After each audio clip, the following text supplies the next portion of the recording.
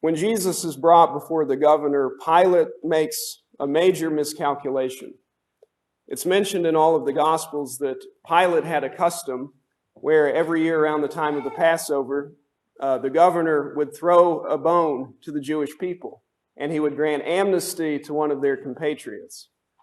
And Pilate has no idea what it is that the crowd is going to ask him. He's really certain that this year they're going to pardon Jesus. Now, all of the scum in Pilate's prison were lowlifes and criminals. They were a danger to public safety. And among them is Barabbas. Barabbas, clearly not somebody that you want walking around in the free populace. Every sensible Judean knows this. Barabbas was a John Brown type of character, clearly a terrorist, clearly an insurrectionist. Death was too good for him. And he's also a threat to the tenuous peace between the Jews and the Romans. And yet it's Barabbas that the people ask for. Pilate thought, well, surely they'll pardon Jesus, because even though Jesus is a weirdo, he claims to be a prophet, and apparently he says that he's the Jewish king, surely common sense will win out. It's obviously harmless. St. Mark tells us that Pilate perceived that it was out of envy that the chief priests had delivered Jesus up. The Jewish authorities were envious of Jesus. They coveted Jesus' celebrity status. And so certainly when it comes to an event like this, they'll put their pettiness aside. They'll release Jesus, and we can just get on with our lives. They're not going to let Barabbas on the loose. But the high priests call Jesus' bluff, or rather Pilate's bluff. They incite the crowd, and crowds generally are fickle and compliant people, the same as they are today, to release Barabbas and make Jesus their scapegoat. And Pilate tries a little bit, half-heartedly, to spring Jesus, but their continual cries of "Crucify him" drown out Pilate's appeal. And so, in the interests of political expediency, Pilate does the democratic thing. He bows to mob rule. He lets them have their way. Barabbas walks, and Jesus goes free. The other way around, but you know what I mean. Barabbas walks, and Jesus is condemned. Now, from a human point of view, Barabbas' release and Pilate's verdict are a gross miscarriage of justice. There is much more to it than that, though. It may seem to us that Pilate is the one who delivers Jesus over to death, but ultimately it is God who hands Jesus over.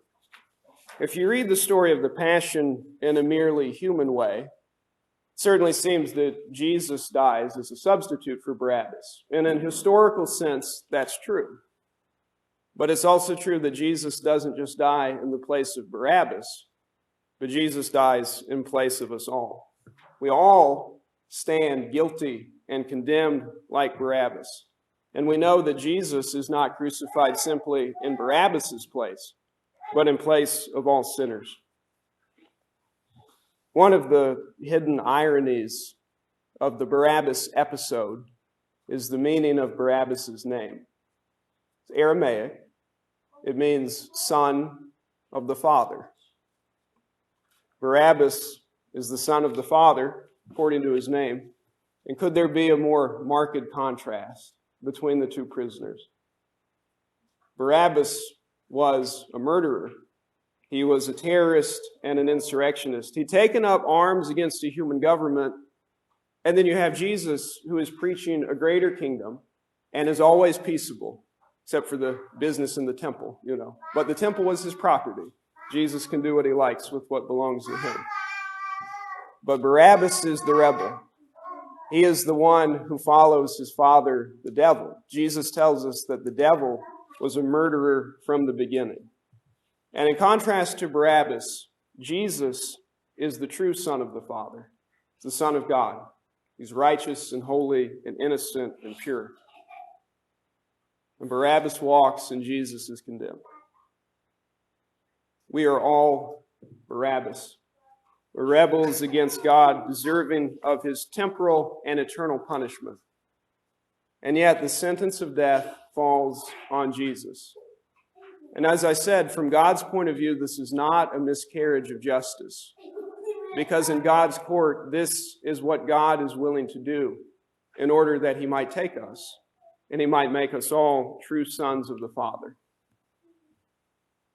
Pilate, of course, is unaware of all of this. He has Jesus flogged, and then he sends him on his way to be crucified.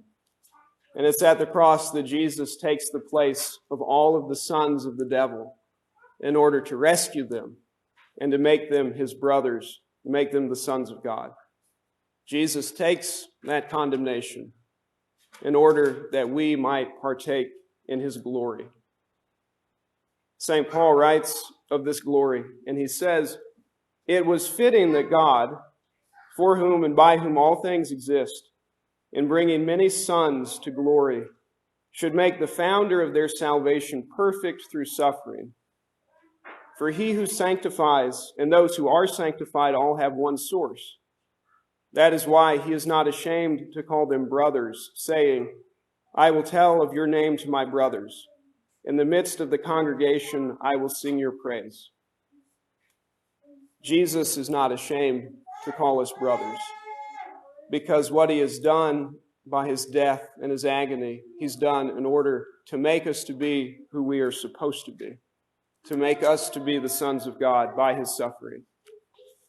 So before, we were Barabbas, but now by his blood he has wiped the slate clean, and he's done more than that. He has made us to be the true children of God, partakers of his eternal glory. Glory be to Jesus, who in bitter pains poured for me the lifeblood from his sacred veins. Amen.